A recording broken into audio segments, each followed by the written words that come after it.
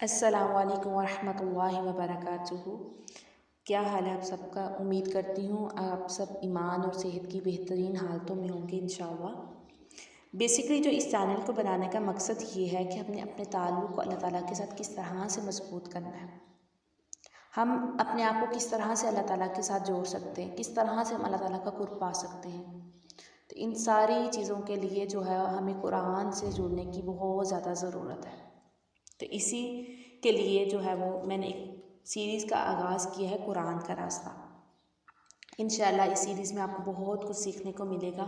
ہم اپنے تعلق کو اللہ تعالیٰ کے ساتھ مضبوط کریں گے، پھر ہم یہ بھی چیز جانیں گے کہ قرآن کو ہم نے کس طرح سے پڑھنا ہے، اس کو کس طرح سے سمجھنا ہے، کیا کیا اس کے آداب ہیں۔ تو انشاءاللہ بہت کچھ ہم اس سیریز میں سیکھیں گے۔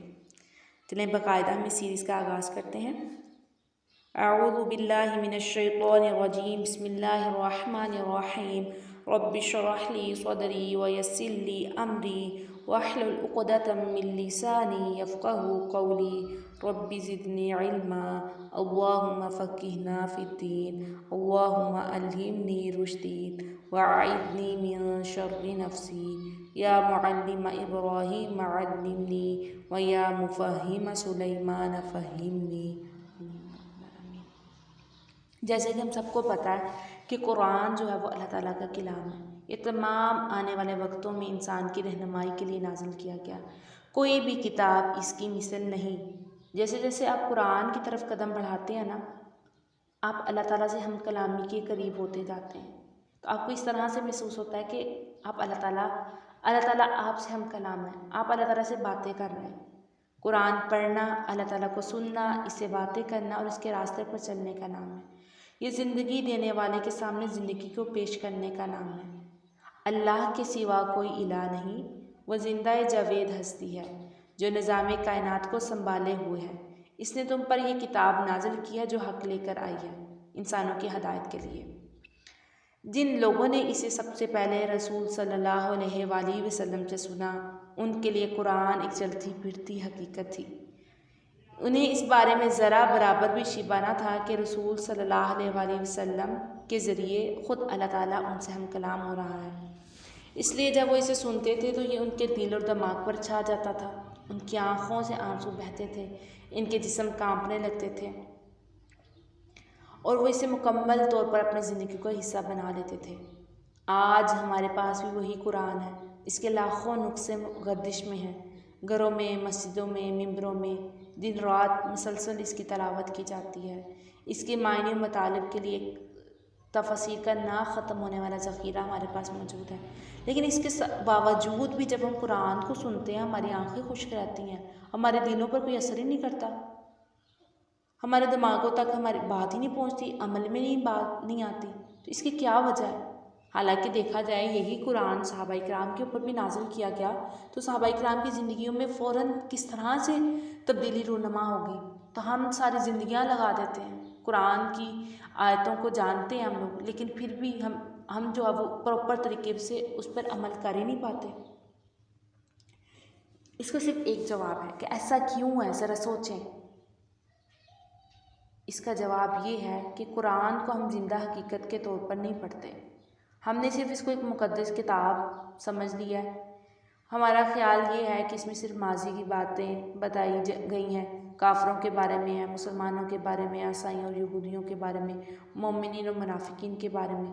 مطلب ہم نے اس کو صرف سمجھ لیا کہ اس میں سٹوریز ہیں مختلف صحابہ کرام کی، مختلف انبیاء کی، اور اس میں پہلے اقوام کے واقعات ہیں۔ اصل میں قرآن جو ہے نا وہ ہماری ہدایت کے لیے، ہماری رہنمائی کے لیے نازل کیا گیا، تو ہم جو ہے وہ اسے رہنمائی حاصل ہی نہیں کرتے۔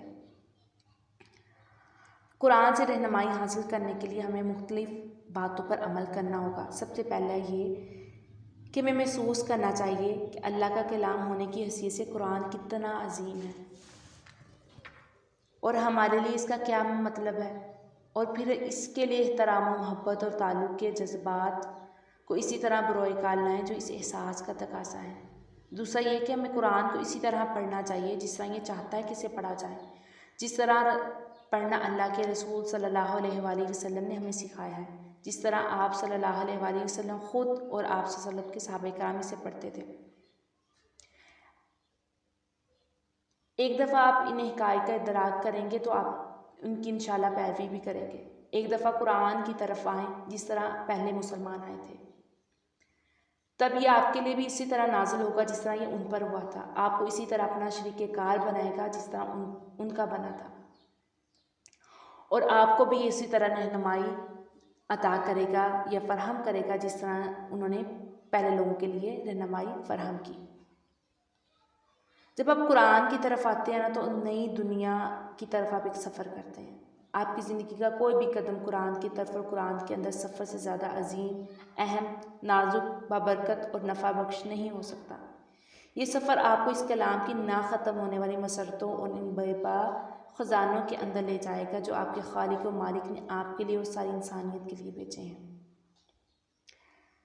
یہ بات آپ کے لیے بے حد اہمیت رکھتی ہوگی کہ جو آپ قرآن کی دنیا میں سفر کریں گے، ہر قدم پر آپ سے اس کا تقاضا ہوگا، ایک راہ کا انتخاب کریں گے اور آپ اللہ کے ہو جائیں گے۔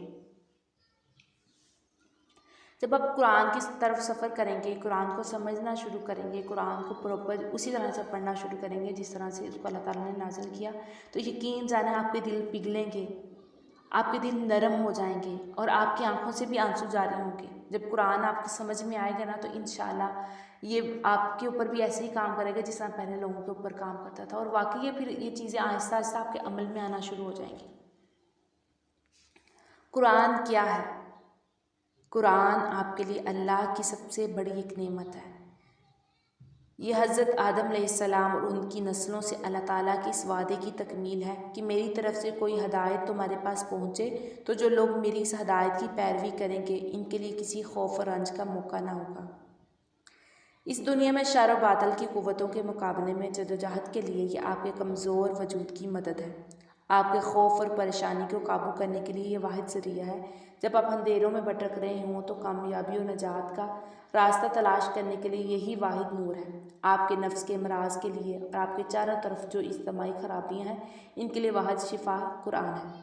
آپ کی فطرت اور تقدیر، آپ کے منصبوں و فرائض، آپ کے خطرات اور انعامات کے لیے مسلسل یاد دہانی اور ذکر ہے۔ صرف قرآن ہی ہے جو آپ کو اس دنیا میں بھی اور آخرت میں بھی کامیابیوں کی منزل کی طرف آگے ہی آگے لے جاتا جائے گا انشاءاللہ۔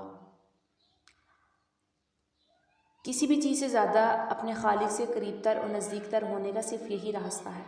آپ کو اس ہستی کے بارے میں، اس کی صفات کے بارے میں، کائنات پر، تاریخ پر، اس کی حکمرانی کے بارے میں،